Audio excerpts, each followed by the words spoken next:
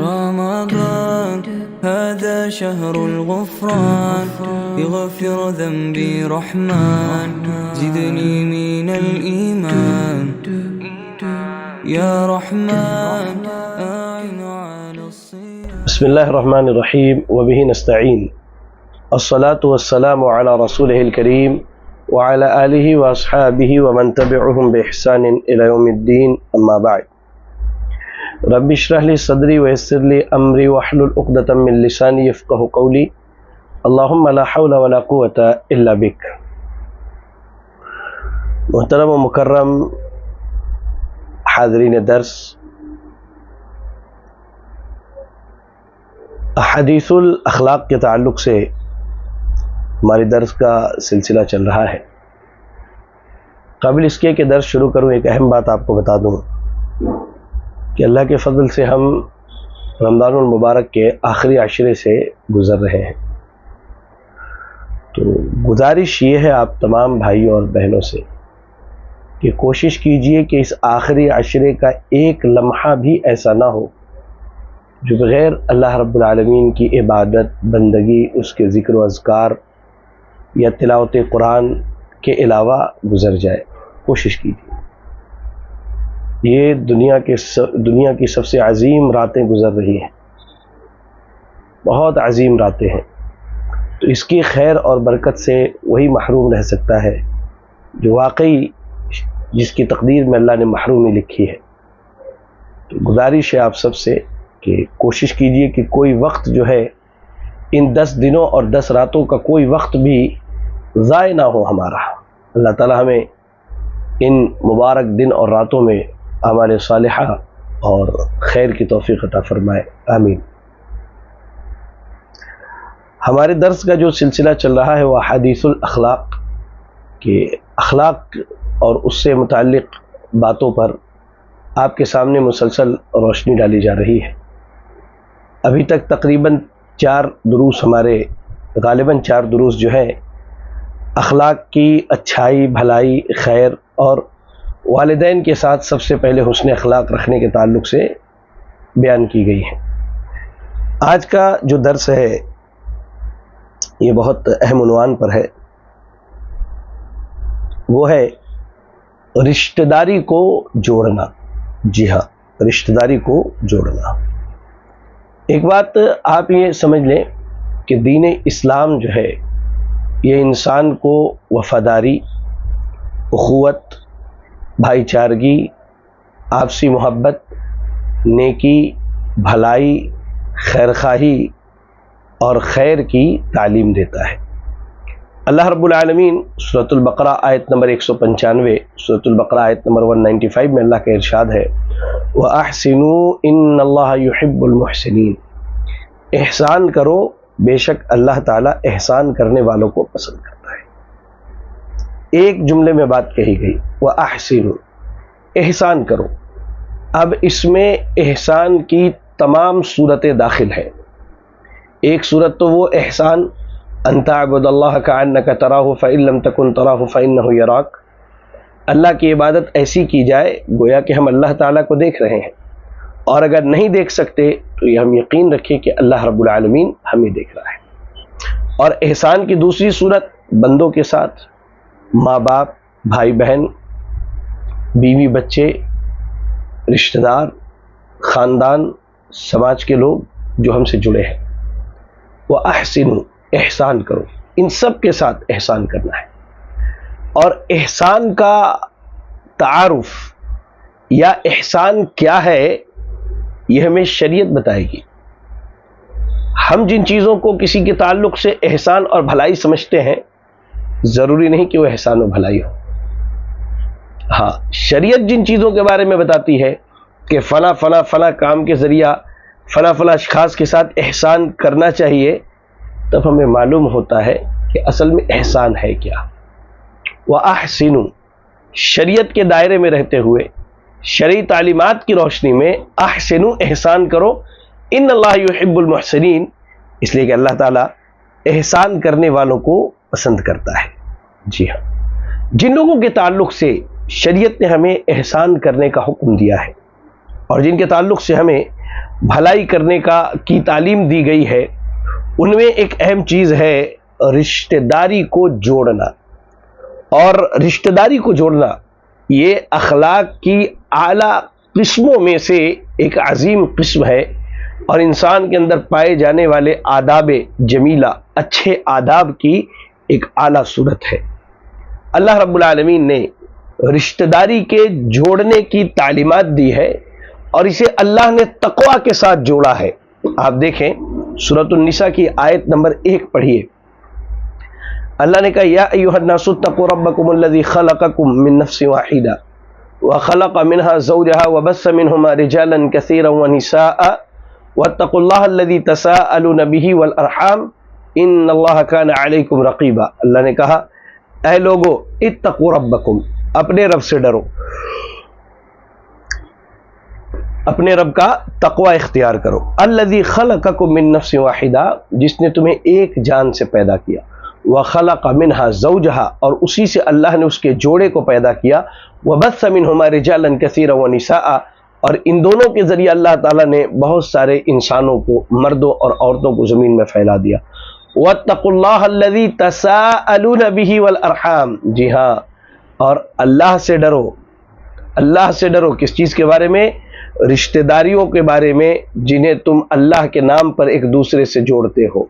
اور کہا ان اللہ کان علیکم رقیبا، بے شک اللہ رب العالمین تمہارے تمام کاموں پر نگہبان ہے. آپ اس آیت پر غور کیجئے. اللہ نے واضح لفظوں میں یہ کہا کہ آدم اور آدم سے ان کا جوڑا سیدہ حوا پیدا کی گئی. ان دونوں سے اللہ تعالیٰ نے مرد عورت کی ایک آبادی کو اس دنیا میں آباد کیا، اور اس کے بعد ان کے درمیان اللہ نے رشتوں کو جوڑ دیا. رشتہ ازدواج، میاں بیوی کا رشتہ، رشتہ اخوت، بھائی چارگی کا رشتہ، بھائی بہن کا رشتہ، ماں باپ اور باپ بیٹے کا رشتہ. سبحان اللہ، ان رشتوں کو اللہ نے جوڑا. اور اس کے بعد اللہ کہہ رہا واتقوا اللہ الذی تساءلون به والارحام، یعنی رشتوں کو جو تم اللہ کے نام پر جوڑتے ہو یا اللہ کے نام پر مانگتے ہو، اس کے بارے میں اللہ سے ڈرنا ہے، اللہ کا تقوی اختیار کرنا ہے. پتہ یہ چلا کہ رشتوں کو توڑنے کے تعلق سے ہمیں ہمیشہ اللہ رب العالمین کا خوف ہونا چاہیے، اور ہمیشہ یہ کوشش ہونی چاہیے کہ ہم رشتوں کو جوڑیں، رشتوں کو اکٹھا رکھیں اور رشتہ داروں کے ساتھ بھلائی کریں. آپ دیکھیں صحیح بخاری اور صحیح مسلم کی بڑی پیاری حدیث ہے. ابو ہریرہ رضی اللہ تعالی عنہ حدیث کے راوی ہیں، کہتے ہیں اللہ کے رسول صلی اللہ علیہ وسلم نے فرمایا کہ ان اللہ خلق الخلق حتی اذا فرغ منہم قامت الرحم.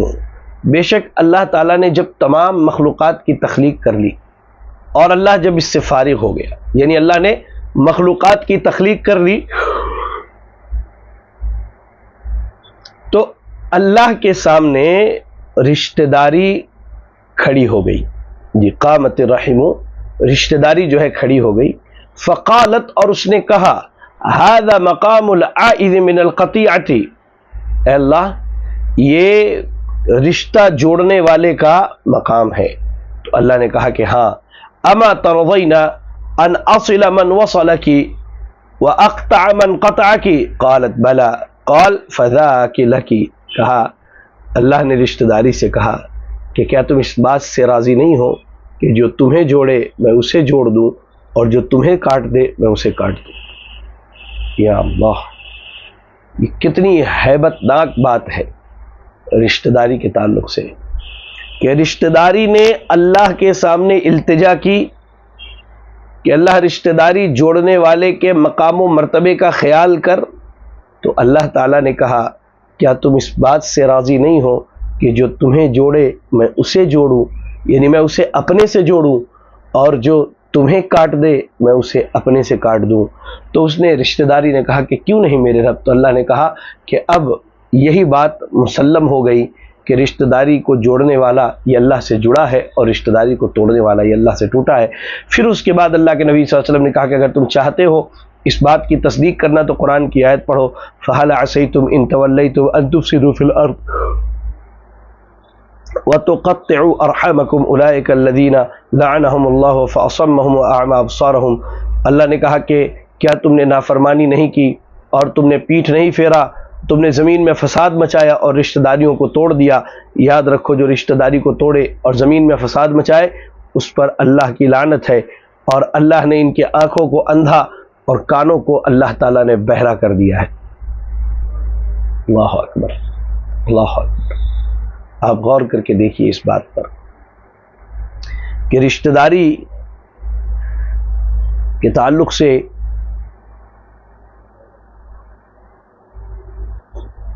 اللہ کے نبی صلی اللہ علیہ وسلم نے یہ کتنی سخت حدیث بیان کی۔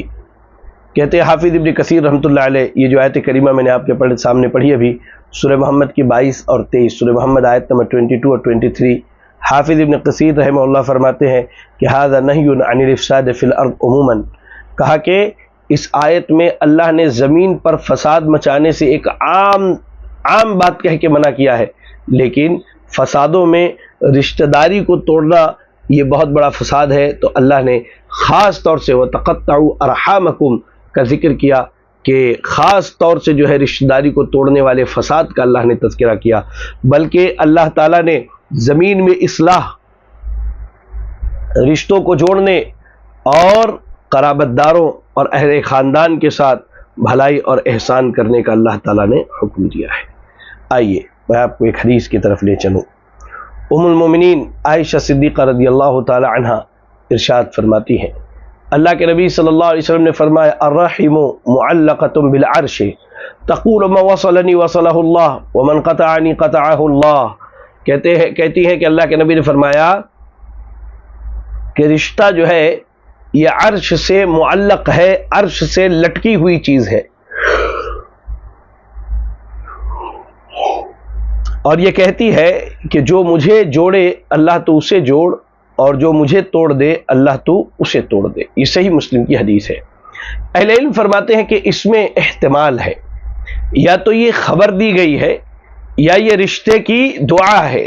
جی ہاں، یعنی یہ خبر دی گئی ہے کہ رشتہ عرش سے لٹکا ہوا ہے، اور وہ کہہ رہی ہے رشتہ داری کہ اللہ جو مجھے جوڑے تو اسے جوڑ، اور جو مجھے توڑ دے اسے توڑ دے۔ اور بعض اہل علم کہتے نہیں، یہ رشتہ داری کی دعا ہے جو وہ اللہ رب العالمین کے حضور بارہا کرتی ہے، وہ عرش کے نیچے ہے اور وہ اللہ سے دعا کر رہی ہے کہ اے اللہ جو مجھے جوڑے تو اسے جوڑ دے، اور جو مجھے توڑے تو اسے توڑ دے۔ اس باب میں سنن ابی داؤد کی ایک روایت ملتی ہے، اور حدیث جو ہے بالکل صحیح سند سے آئی ہے۔ سیدنا عبد الرحمن بن عوف رضی اللہ تعالیٰ عنہ حدیث کے راوی کہتے ہیں میں نے اللہ کے رسول صلی اللہ علیہ وسلم کو فرماتے ہوئے سنا، قال اللہ،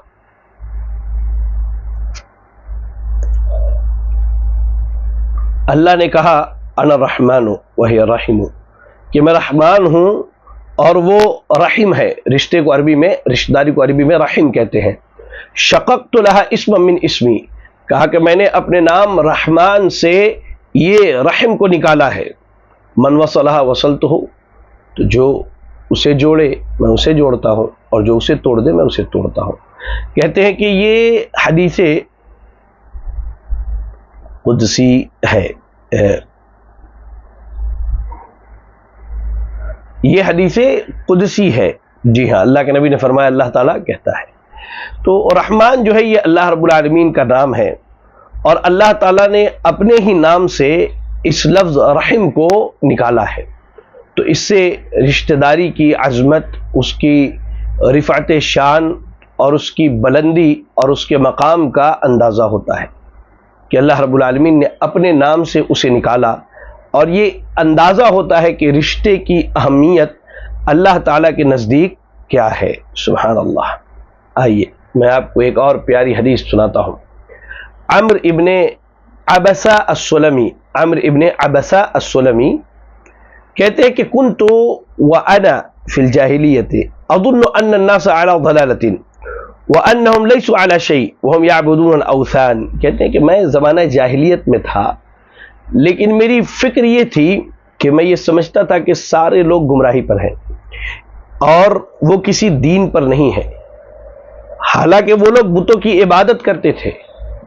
تو کچھ دن کے بعد مجھے خبر لگی کہ مکے میں ایک شخص کے بارے میں اپنی سواری پر بیٹھا اور مکہ آیا، تو اللہ کے نبی صلی اللہ علیہ وسلم سے ملاقات کی، تو پتہ چلا کہ اہل مکہ اللہ کے نبی اور ان کے ساتھیوں پر بڑے خفا ہیں، بڑے خفا ہیں۔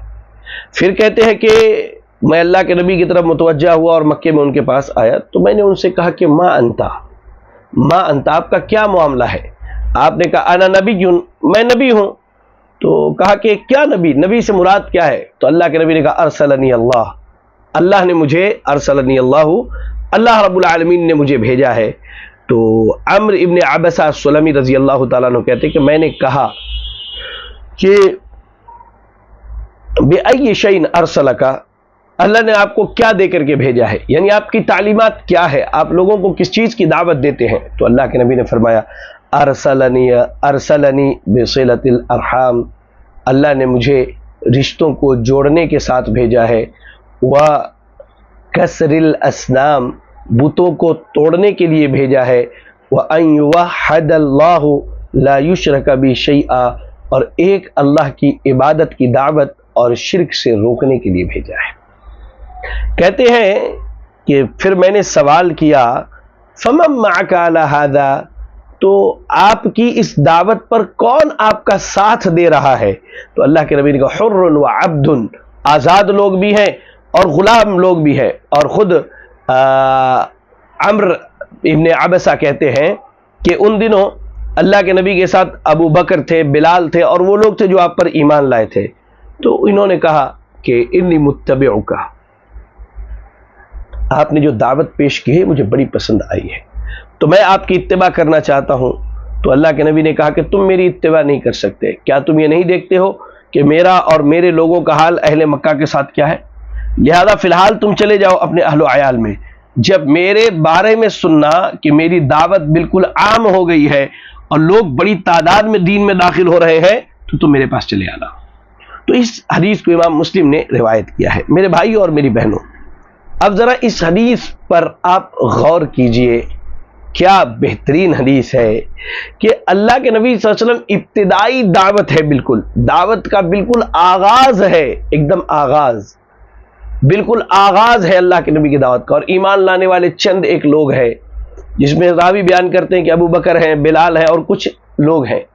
لیکن اس ابتدائی دور میں اللہ کے نبی سے جب سوال کیا گیا کہ آپ کس چیز کی دعوت کو لے کر کے آئے ہیں، تو اللہ کے نبی صلی اللہ علیہ وسلم نے کہا صلۃ الارحام، رشتہ داری کو جوڑنے کی دعوت لے کر کے آیا ہوں۔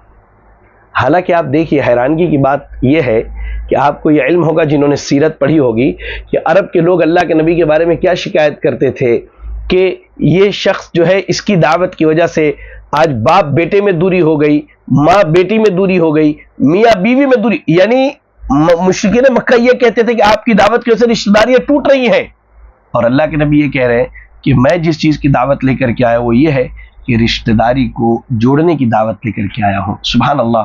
تو اہل علم اس سے ایک باریک نقطہ یہ بیان کرتے ہیں کہ رشتہ داری جو عقیدہ توحید کی بنیاد پر ہوتی ہے، یعنی جو رشتہ داری عقیدہ توحید کی بنیاد پر ہوتی ہے، یا جو بھائی چارگی عقیدہ توحید کی بنیاد پر ہوتی ہے، وہ خون کے رشتوں سے زیادہ بہتر ہوتا ہے جو رشتے شرک میں ڈوبے ہوئے ہیں۔ یہ آپ سمجھ لیجئے۔ تو اللہ کے نبی صلی اللہ علیہ وسلم کی ابتدائی دعوت، مکے کے دور کا بالکل ابتدائی دعوت کا دور چل رہا ہے، اور وہاں آپ یہ بتا رہے ہیں کہ مجھے رشتہ داری کو جوڑنے کے لیے بھیجا گیا ہے، تو آپ سمجھ سکتے ہیں کہ رشتہ داری کو جوڑنا یہ اللہ رب العالمین کو کتنا پسند ہے، اور دین اسلام کی بالکل ابتدائی اور روشن تعلیمات میں سے ایک تعلیم ہے۔ ایسے ہی اس باب میں آپ صحیح مسلم کی ایک حدیث اور سنیے۔ آپ سیدنا ابو ایوب الانصاری رضی اللہ تعالیٰ عنہ کہتے ہیں کہ ان اعرابیا عرض رسول اللہ صلی اللہ علیہ وسلم فی سفر فاخذ بخطام ناقته او بزمامها، کہ ابو ایوب انصاری رضی اللہ تعالیٰ عنہ کہتے ہیں کہ ایک دیہاتی جو ہے اللہ کے نبی صلی اللہ علیہ وسلم ایک سفر میں تھے، تو ایک دیہاتی آیا اور آ کر کے اس نے آپ کی اونٹنی کے لگام کو تھام لیا، آپ کی اونٹنی کے لگام کو تھام لیا اور کہا کہ اے اللہ کے رسول، یہ کہا اے محمد صلی اللہ علیہ وسلم اخبرنی بما یقربنی من الجنہ وما یباعدنی من النار، کہا کہ اے اللہ کے رسول صلی اللہ علیہ وسلم آپ مجھے ان اعمال کی خبر دیجئے جو مجھے جنت کے قریب کر دے، اور ان اعمال کی خبر دیجئے جو مجھے جہنم سے دور کر دے۔ اور آپ کو معلوم ہونی چاہیے، بات آئی ہے تو بتا دوں اللہ کے نبی صلی اللہ علیہ وسلم اللہ رب العزت سے جو دعائیں کرتے تھے ان میں ایک عظیم دعا یہ ہوتی تھی کہ اللہم انی اسألک الجنہ وما قربها الیہا من قول وعمل واعوذ بک من النار وما قربها الیہ من قول وعمل. اے اللہ میں تجھ سے جنت کا سوال کرتا ہوں اور ان قول و عمل کا سوال کرتا ہوں جو جنت سے قریب کر دے، اور اے اللہ میں تجھ سے جہنم کی پناہ چاہتا ہوں اور ان قول و عمل کی پناہ چاہتا ہوں جو مجھے جہنم سے قریب کر دے. تو یہ دعا ایک مسلمان کو اپنی زندگی میں نافذ کرنی چاہیے. بہرحال بات آئی تھی تو میں نے بتا دیا. کہتے ہیں کہ اس شخص نے، اس دیہاتی نے کہا کہ اللہ کے رسول صلی اللہ علیہ وسلم مجھے کوئی ایسا عمل بتائیے یا ان اعمال کی خبر دیجئے جو مجھے جنت سے قریب کر دے، اور ان اعمال سے آگاہ کیجئے جو مجھے جہنم سے بچا لیں یا دور کر دیں. تو اللہ کے نبی صلی اللہ علیہ وسلم نے جو ہے آپ وہاں رک گئے. پھر آپ نے اصحاب کی طرف دیکھا اور کہا لقد افقا او لقد ہدیا، کہا کہ اللہ نے اسے بڑی خیر کی توفیق دی ہے. یعنی اس کا سوال بڑا عظیم ہے. میں آپ کو بتاؤں، یہ جو دیہاتی اشخاص آ کے اللہ کے نبی صلی اللہ علیہ وسلم کے سامنے سوالات کرتے تھے، تو اہل علم بیان کرتے ہیں کہ صحابہ جب کسی دیہاتی شخص کو اللہ کے نبی کی مجلس میں دیکھتے نا تو بالکل چاک چوبند ہو جاتے، تیار ہو جاتے، کیونکہ یہ شخص کوئی ایسا سوال کرے گا، بات چھوٹی ہوگی لیکن اجر بہت بڑا ہوگا. تو ان حدیثوں کو محدثین نے کتابوں میں جمع کیا ہے. احادیث الاعراب کے نام سے دیہاتیوں کی حدیث ہے. یہ حدیث بھی احادیث الاعراب میں سے، ذرا غور سے سنیں. تو اللہ کے نبی نے صحابہ کو مخاطب ہو کر کے کہا کہ لقد وفقا او لقد ہدیا، کہا کہ اسے اللہ نے بڑی اچھی چیز کی ہدایت دی ہے، یا اللہ نے اسے بہت عظیم چیز کی توفیق دی ہے. سبحان اللہ. کہا کہ ٹھیک ہے سنو. اللہ کے نبی نے صحابہ کی موجودگی میں پھر سے کہا کیف قلتا، کیا کہا تم نے، ذرا پھر سے دہراؤ. تو اس نے وہی بات کہی. تو اللہ کے نبی صلی اللہ علیہ وسلم نے کہا کہ تعبد اللہ لا تشرک به شیئا وتقیم الصلاة وتؤتی الزکاة وتصل الرحم دع الناقہ. متفق علیہ سے بخاری و صحیح مسلم کی حدیث ہے. اور یہ جو الفاظ ہے صحیح مسلم کے ہے. اللہ کے نبی نے کہا کہ تعبد اللہ، اللہ کی عبادت کرو، اس کی عبادت میں کسی کو شریک نہ کرو، شرک سے بچو، شرک سے اپنے آپ کو بچا کے رکھو. وتقیم الصلاۃ، نماز قائم کرو. وتؤتی الزکاۃ، اللہ کے فرض کردہ زکوٰۃ کو دو، اور رشتہ داری کو جوڑو. چلو اب میری اونٹنی کو چھوڑ دو. اللہ اکبر. آپ دیکھیے کہ اس شخص کی کیا حرص تھی، اور صحابہ کے اندر اس بات کا کتنا حرص تھا کہ وہ کیسے اپنے آپ کو جنت کے قریب کر لیں اور جہنم سے دور رکھ لیں. اور جب اس عرابی اور دیہاتی نے اللہ کے نبی سے پوچھا تو اللہ کے نبی صلی اللہ علیہ وسلم نے بڑی عظیم وصیت کی اور 4 باتوں کا اس سے تذکرہ کیا. 4 باتیں اللہ کے نبی صلی اللہ علیہ وسلم نے بتلائی. پہلی بات کیا کہا کہ تعبد اللہ لا تشرک به شیئا، اللہ کی عبادت کرنی ہے، شرک نہیں کرنا ہے. جی ہاں، شرک کائنات کا سب سے بڑا ظلم ہے، اور کیوں نہ ہو. میں شرک کے بارے میں اکثر ایک بات کہتا ہوں. شرک کا تعلق اصل میں غیرت سے ہے. کس چیز سے ہے؟ غیرت سے ہے. آپ کو 2 حدیثیں پہلے سناتا ہوں. ایک دن سعد ابن معاذ رضی اللہ تعالیٰ عنہ صحابہ کی مجلس میں تھے. تو انہوں نے کہا کہ اگر میں اپنی بیوی کو کسی غیر مرد کے ساتھ دیکھ لوں تو میں اپنی بیوی کا بھی قتل کر دوں گا اور اس غیر مرد کو بھی قتل کر دوں گا. تو صحابہ کو اس بات پر بڑا تعجب ہوا. وہ اللہ کے نبی صلی اللہ علیہ وسلم کی مجلس میں اور کہا اے اللہ کے رسول صلی اللہ علیہ وسلم، سعد کہتے ہیں کہ میں اپنی بیوی کے ساتھ کسی غیر مرد کو دیکھوں تو اپنی بیوی کو بھی قتل کر دوں گا اور اس غیر مرد کو بھی. حیرانگی کی بات ہے. تو اللہ کے نبی صلی اللہ علیہ وسلم نے کہا کہ اتعجبون من غیرت سعد، تم کو سعد کی غیرت پر حیرت ہو رہی ہے؟ ہاں، تمہیں سعد کی غیرت پر حیرت ہے؟ میں سعد سے بھی زیادہ غیرت مند ہوں اور اللہ سب سے زیادہ غیرت مند ہے.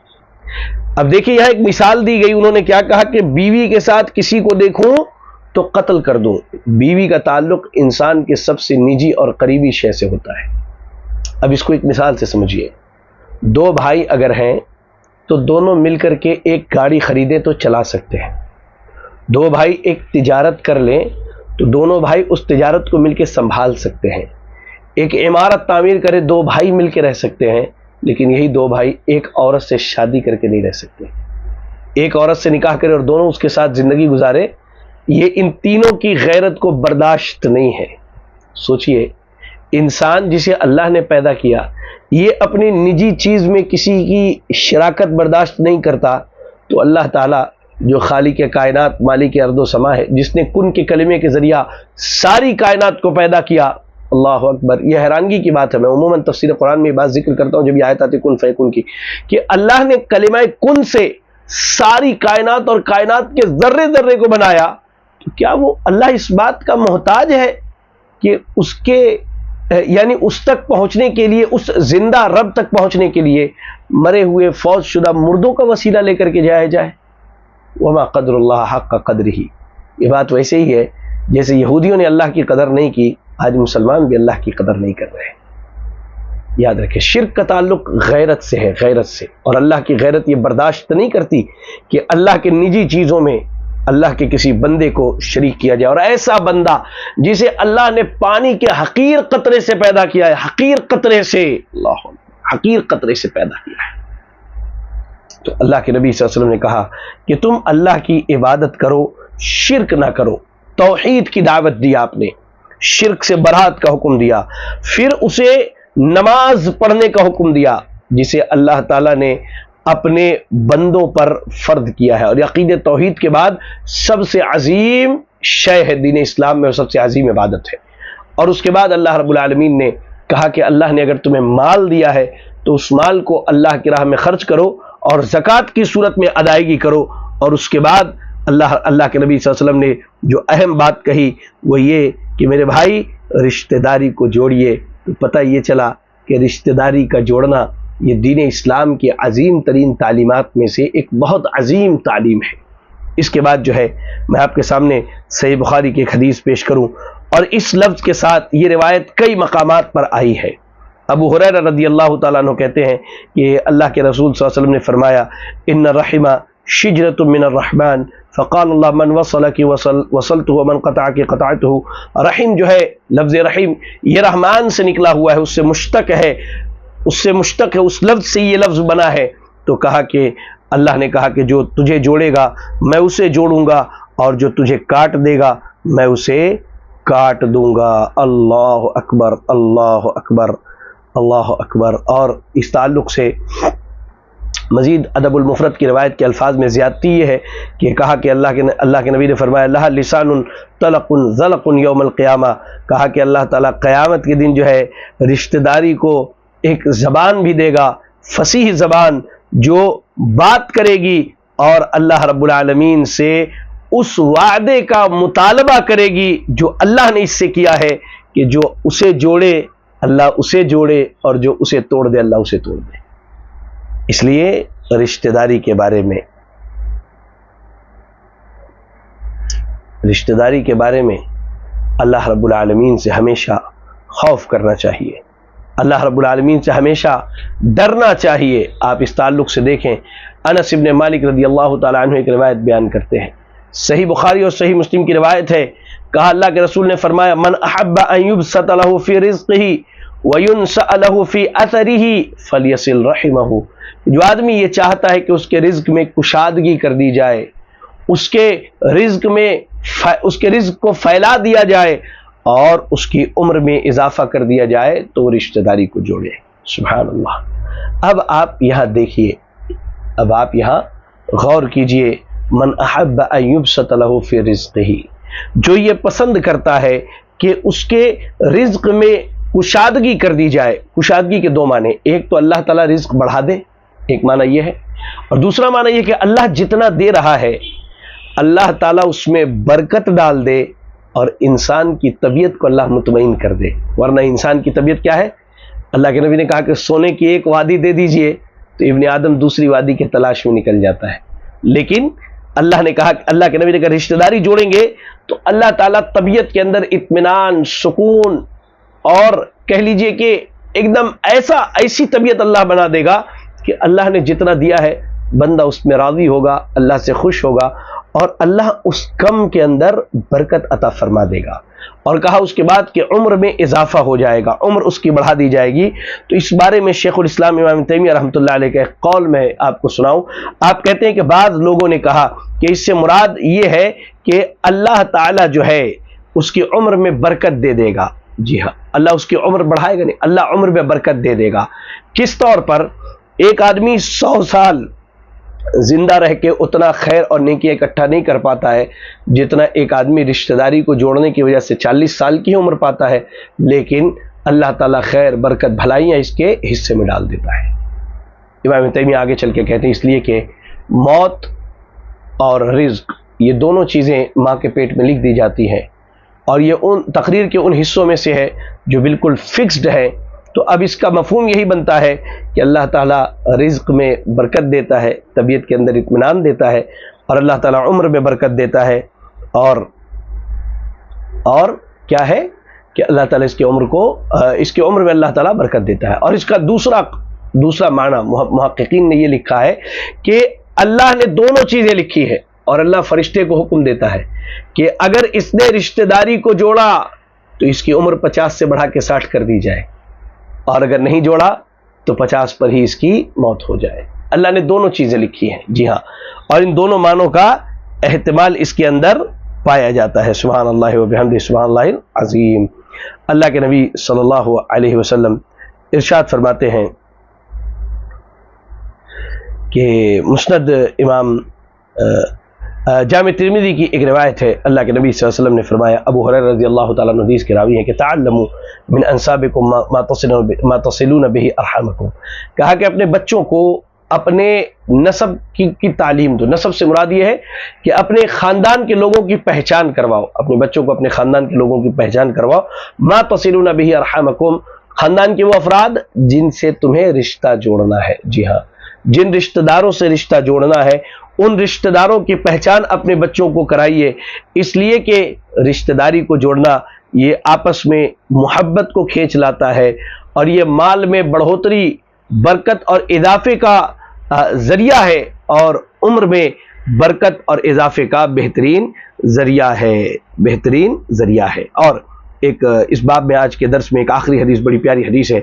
عبداللہ ابن عمرو ابن عاص رضی اللہ تعالیٰ عنہ کہتے ہیں کہ اللہ کے نبی نے فرمایا لیس الواصل بالمکافی.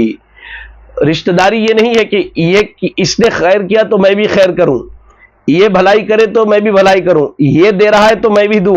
نہیں، آپ نے کہا وَلَكِنَّ الْوَاصِلُ الَّذِي إِذَا قُطِعَتْ رَحِمُهُ وَصَلَهَا، بلکہ اصل میں رشتہ داری کو جوڑنے والا وہ ہے کہ جب یہ رشتہ کاٹے تو یہ رشتہ جوڑے، جب یہ دور ہو جائے تو یہ قریب آئے، یہ دور ہو جائے یہ قریب آئے. جی ہاں، لیکن آج ہمارے یہاں تصور کیا ہے؟ نہیں، انہوں دیے تو میں دیتا ہوں، انہوں کرے تو میں کرتا ہوں، انہوں نے ایسا کیا تو میں کروں گا، وہ ایسا کریں گے تو میں ایسا کروں گا. نہیں، اصل رشتہ داری یہ ہے وہ نہیں کر رہا ہے میں کروں گا، وہ نہیں کر رہا ہے میں کروں گا. تو اگر اپنے بچوں کو آپ بتا کے رکھیں گے کہ اس کے خاندان کے افراد کون ہیں، کون اس کے قریبی رشتہ دار ہیں، تو وہ ان سے رشتہ جوڑے گا. اور اپنے بچوں کو یہ تعلیم دینی چاہیے کہ انہیں چاہیے کہ اپنے قرابت داروں سے اور اپنے رشتہ داروں سے رشتہ داری کو جوڑ کر کے رکھیں. چلے، اللہ سے دعا ہے کہ اللہ رب العالمین ہمیں اور آپ کو رشتہ داری کو جوڑنے کی توفیق عطا فرمائے. اللہ تعالی ہمیں رشتہ داریوں کی قدر کرنے کی توفیق عطا فرمائے، اور اللہ ہمیں ان لوگوں میں سے بنائے جنہیں اللہ نے جوڑا ہے، اور اللہ ان میں سے ہمیں کبھی نہ بنائے جنہیں اللہ تعالیٰ نے توڑا ہے. اللہ ہماری اور آپ کی چھوٹی بڑی عبادتوں کو قبول فرمائے. آمین. وآخر دعوانا ان الحمد للہ رب العالمین.